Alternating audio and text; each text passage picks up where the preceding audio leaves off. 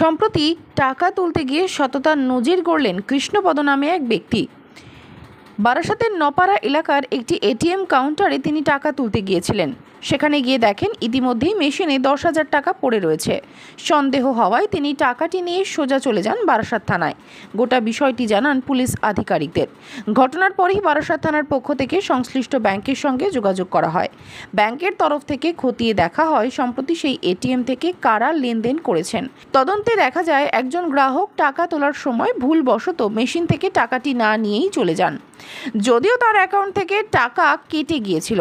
পরবর্তীতে ব্যাংক ও পুলিশের যৌথ উদ্যোগে প্রকৃত মালিককে শনাক্ত করে সোমবার তার হাতে টাকা ফিরিয়ে দেওয়া হয়।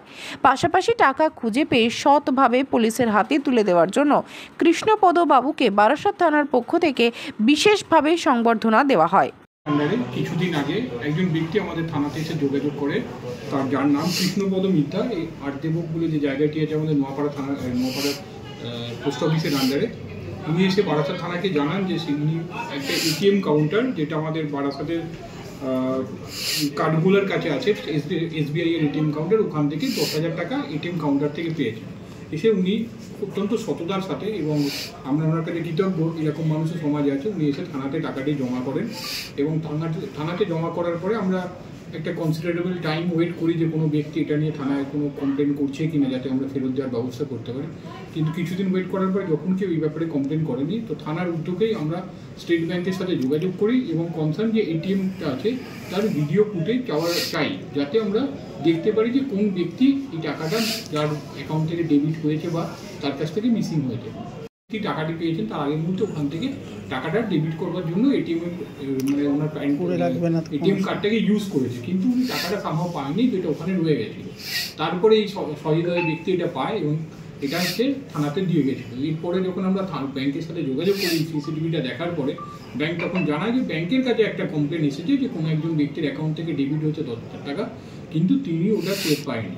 তৎক্ষণাৎ আমরা আমাদের পুলিশের তৎপরতায় ব্যাংকের সাথে যোগাযোগ করে যে ব্যক্তি টাকাটা ফেরত দিয়েছে তার কাছ থেকে ওটা নিয়ে আমরা ব্যাংকে দিই, এবং ব্যাংক ওই যে ব্যক্তির অ্যাকাউন্ট থেকে টাকাটা কেটে গেছিলো, অর্থাৎ রাকেশ ওয়ার্দার, ওনার অ্যাকাউন্টে আবার এটা ফেরত দেওয়া হয়।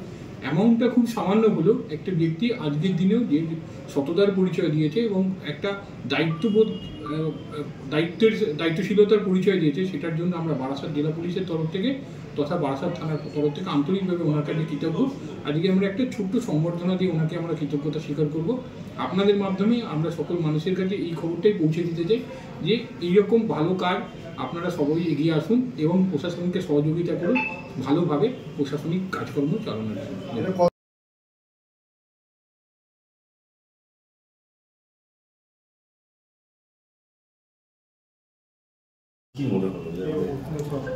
অ্যাকচুয়ালি আমি বারাসাত নপাড়ার যে হাউজিং রয়েছে সেখানকার যে SBI এর যে এটিএমটা আছে সেখানে আমি টাকা তুলতে যাই বিকাল 5:30 নাগাদ, গত 31/5/2025 তারিখে।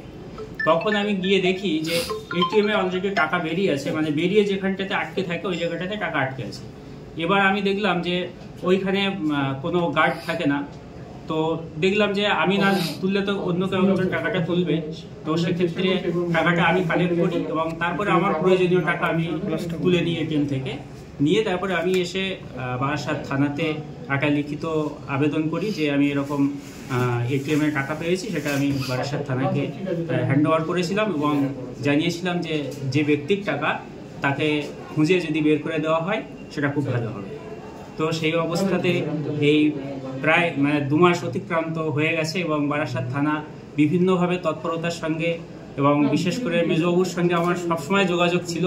উনি বিশেষভাবে দায়িত্ব নিয়ে এই কাজটা করেছেন এবং আমার সঙ্গে সবসময় প্রতিনিয়ত উনি যোগাযোগ রেখে কিভাবে আমি পেয়েছি টাকা সেটা উনি আমার কাছ থেকে জেনেছিলেন এবং আমি বিস্তারিতভাবে বলেছিলাম এবং সেই অনুসারে আমাকে কয়েকদিন আগে থানা থেকে ফোন করা হয় যে যার টাকা তাকে পাওয়া গেছে এবং বারাসাত থানা সেই টাকা তাকে তুলে দিতে পেরেছেন এবং এই জন্য আমি পুলিশ প্রশাসনের কাছে কৃতজ্ঞতা জানাচ্ছি যে সাধারণ মানুষের জন্য পুলিশ প্রশাসন যেন এইভাবে কাজ করে থাকে।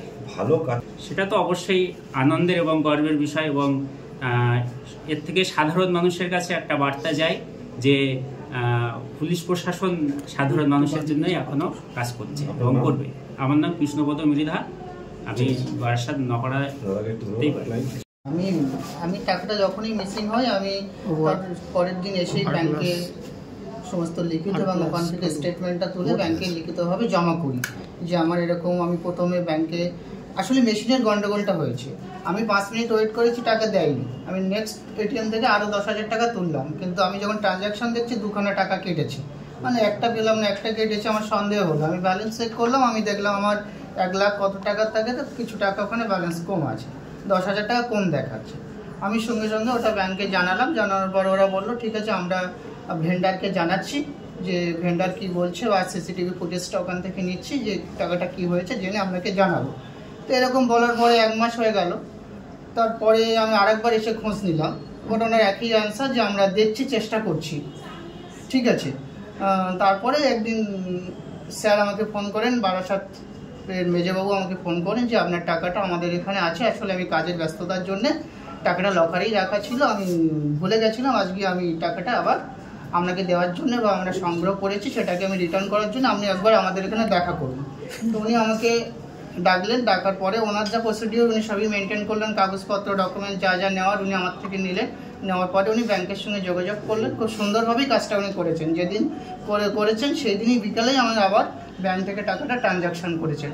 অসংখ্য ধন্যবাদ পুলিশ প্রশাসনকে, এবং যিনি এই টাকাটা পেয়েছেন সেই দাদা, আমার বাড়িরই দাদা, যিনি এখন দেখতে পাচ্ছি, ওনাকে আমার বলার ভাষা নেই, উনি খুব ভালো কাজ করেছেন। কবির কথাই বলতে হয়, তখনকার চোখের জলে 2টি নয়ন ভরে, তোমায় কেন দেয়নি আমার সকল শূন্য করে। অসংখ্য ধন্যবাদ সকলকে।